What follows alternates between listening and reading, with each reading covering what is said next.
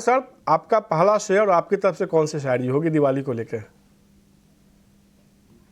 बहुत बहुत धन्यवाद मनीष, आपका इस मंच पर आमंत्रित करने के लिए। और विवेक जी, राजेश जी, आपको, मनीष जी, ईटी नाउ स्वदेश की पूरी टीम और ईटी नाउ स्वदेश के सभी दर्शकों को दिवाली, धनतेरस और नव वर्ष की अनेक अनेक शुभकामनाएं। और परमात्मा से प्रार्थना है कि आपका स्वास्थ्य अच्छा रहे, और माँ लक्ष्मी से प्रार्थना है कि आपके निवेश में निरंतर वृद्धि हो और सुलझे हुए निवेशक बने, ना कि उलझे हुए कारोबारी। तो आपने एक चुनौती रख दी और राजेश भाई ने हरकत कर दी है, तो हम भी इसमें शामिल हो जाते हैं। तो किसी एक शायर ने बहुत अच्छा कहा है कि जिंदगी से बड़ी सजा ही नहीं, और क्या जुर्म है वो पता ही नहीं। इतने हिस्सों में बट गया हूं मैं कि मेरे हिस्से में कुछ बचा ही नहीं। तो ये एक कलम जो हमने पढ़ी थी, बहुत हमें अच्छी लगी थी। तो ये आपके लिए, आपके दर्शकों के लिए हमारी तरफ से छोटी सी एक गजल या फिर एक शेर। विकल्प के रूप में 3 विकल्प आपने सुझाए थे, दिग्गज, मझौली, छोटी। तो किससे शुरुआत करूं मनीष जी, आप बता दीजिए। मुझे लगता है कि सर जनरली आप दिग्गज शेयर बताते हैं, लेकिन मैं चाहता हूं कि इस बार आप मझोले शेयर से शुरू कीजिए। और जिस तरीके से आपने ये कह सकते हैं कि चॉइस दे रहे हैं ना, ये काफ़ी शानदार तरीका है। बहुत बहुत धन्यवाद। तो छोटी मझौली कंपनी, एक जिसका नाम है ट्रांसपोर्ट कॉरपोरेशन ऑफ इंडिया, इसका जिक्र हमने आज सुबह भी किया था। और काफी लंबे समय से मनीष यहाँ पर हमारी खरीदारी की राय है। लॉजिस्टिक्स क्षेत्र से ज्यादातर ये ट्रांसपोर्टेशन लॉजिस्टिक्स क्षेत्र से ये कारोबार रखती है। और निरंतर नतीजों के आधार पर हमने जो आंकड़े बेहतरीन आए हैं, उसको हमने, हमारा लक्ष्य जो है वो ऊपर की तरफ साथ दिया है। फिलहाल जो लक्ष्य हमने निर्धारित किया है वो करीबन 940 950 तक के आसपास का है। तो एक छोटी या फिर एक बहुत ही सुलझी हुई company, transport corporation of India. Transport corporation of India share जो है गौरांग को पसंद आता है। 940 रुपये के लक्ष्य के साथ आप खरीदारी करके चल सकते हैं। कौन सा शेयर होगा अगला हैवी बेट गौरांग सर? तो मझौली क्षेत्र की कंपनी हम पहले पसंद करेंगे, दिग्गज को हम आखिर में छोड़ देते हैं, क्योंकि अक्सर हम दिग्गज की बातें करते हैं। तो मझौली क्षेत्र की कंपनी जो क्षेत्र से हमने चुनी है वो है सीमेंट क्षेत्र मनीष। हालांकि 5 राज्य के चुनाव और अगले साल एक बड़ा चुनाव होने के कारण कोड ऑफ कॉन्डक्ट लागू हो जाएगा, तो शायद सरकार, राज्य सरकार, केंद्रीय सरकार से जो निर्माण कार्य की जो गति है वो थोड़ी बहुत धीमी पड़ सकती है। वो मैं छोटी मध्यम अवधि की बात कर रहा हूँ।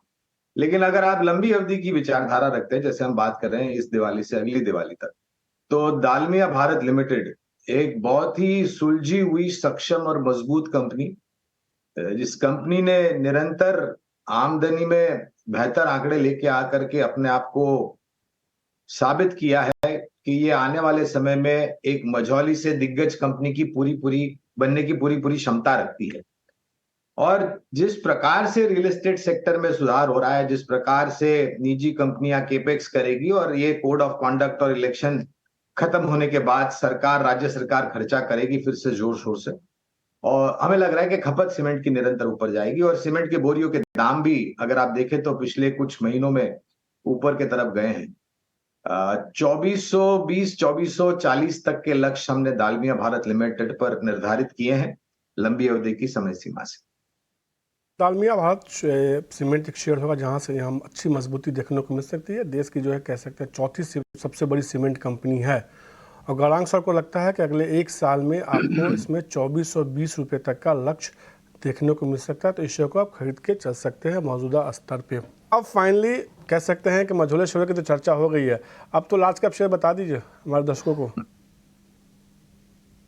तो ऑटो क्षेत्र से दिग्गज कंपनी जिसके नतीजे मेरे ख्याल से कुछ समय पहले आप स्क्रीन पर फ्लैश हो रहे थे, Mahindra and Mahindra MNM limited 1550 के ऊपर शायद मौजूदा स्तर है। जो नतीजे अभी हमारे सामने आए उसको उसको तो अभी विश्लेषण करना पड़ेगा हमें, लेकिन जो भी मेरी नजर पड़ी थी आंकड़ों को लेकर के, तो उम्मीद से बेहतर आए जो हमारी उम्मीद। 1542 का भाव है इसका। माफ कीजिएगा। तो मुझे लग रहा है कि यहाँ से अब अगर आप साल भर का नजरिया रखते हैं, एक तो एसयूवीज जो लॉन्च किए और जो लॉन्च करेंगे, उसको लेकर के उत्साह कमर्शियल व्हीकल में भी हमने सुना है कि एक रिन्यूड प्रोडक्ट रेंज लॉन्च करेंगे तीनों कैटेगरी में, लाइट, मीडियम और हैवी कमर्शियल व्हीकल में और मल्टी टनेज व्हीकल्स में।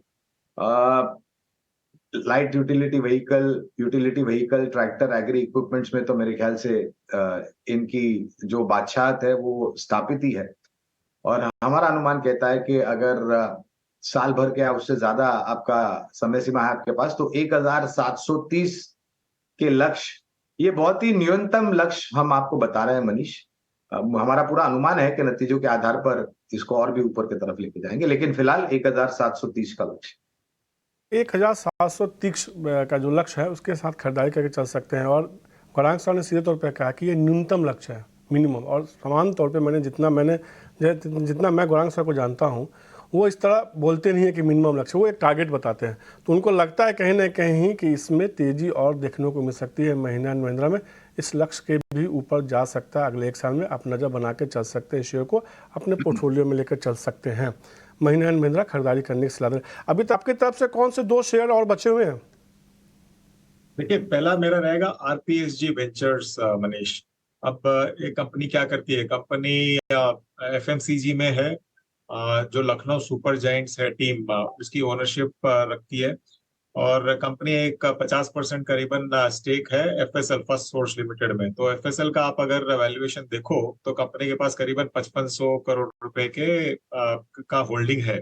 और ये कंपनी आज मार्केट कैप टोटली ट्रेड कर रही है करीबन 1650-1700 करोड़ के बीच में। तो अंडर वैल्यूएशन वैसे ही हो गया।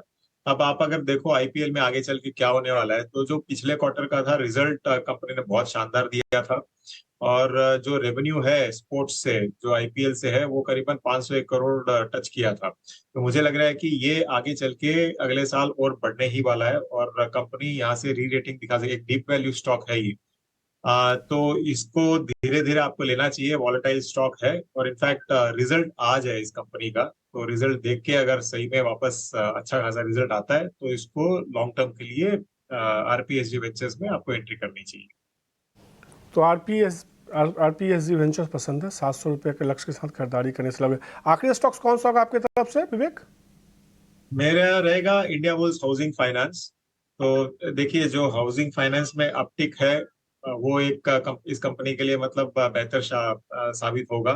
अब जो पहले आईबी हाउसिंग फाइनेंस का जो हुआ करता था, मतलब जो बैड फेज था वो खत्म हो गया। वही सेम मैनेजमेंट या सेम कंपनी नहीं है, नाम खाली वही है, लेकिन सब कुछ कंपनी में बदल चुका है। इनफैक्ट एलआईसी का एक नॉमिनी भी है इस कंपनी पे। तो मुझे लग रहा है कि आगे चल के इंडिया बुल्स हाउसिंग फाइनेंस यहाँ से वापस आपको 200 के ऊपर दिखा सकता है। तो एक री रेटिंग की संभावना इस स्टॉक में भी मुझे लग रही है। एक सलाह यहाँ भी मजबूती देखने को मिल सकती है। 200 रुपये के लक्ष्य के साथ खरीदारी कीजिए अगले 6 महीने में। तो अब तक हमारे जानकारों ने जो है टोटल 11 शेयर बताए हैं। कह सकते हैं लकली या महज एक संयोग है कि 11 शेयरों का एक पोर्टफोलियो उन्होंने बनाने की कोशिश की है। और लार्ज कैप हो, मिड कैप हो, तमाम शेयर्स उन्होंने बताया। तमाम शेयर्स आप देख भी सकते हैं स्क्रीन पर, जिसके टारगेट उन्होंने बताए हैं। गौरांग सर को टीसीआई पसंद है 940 के लक्ष्य के साथ। इसके अलावा डालमिया भारत उनको पसंद है, 2420 रुपये का लक्ष्य है। महिंद्रा एंड महिंद्रा उनको पसंद है, 1730 रुपये का लक्ष्य वो मान के चलते हैं। उनका तो कहना है कि ये न्यूनतम लक्ष्य है, यहाँ से और अच्छी मजबूती देखने को मिल सकती है। अगर बात करें विवेक काड़वा जी की, तो उनको लगता है ICICI बैंक में खरीदारी की अच्छी मजबूती देखने को मिल सकती है। पीरामल फार्मा उनको बहुत पसंद आ रहा है। इसके अलावा पीरामल फार्मा उनको लगता है कि अगले 6 महीने में 160 रुपये का लक्ष्य देखने को मिल सकता है। इंडिया बुल्स हाउसिंग फाइनेंस उनको पसंद आ रहा है, 200 रुपये का लक्ष्य वो मान के चल रहे हैं। आरपीएसजी वेंचर उनको पसंद में आ रहा है। अब तक हमने 4, 3, 7 शेयर बता दिए।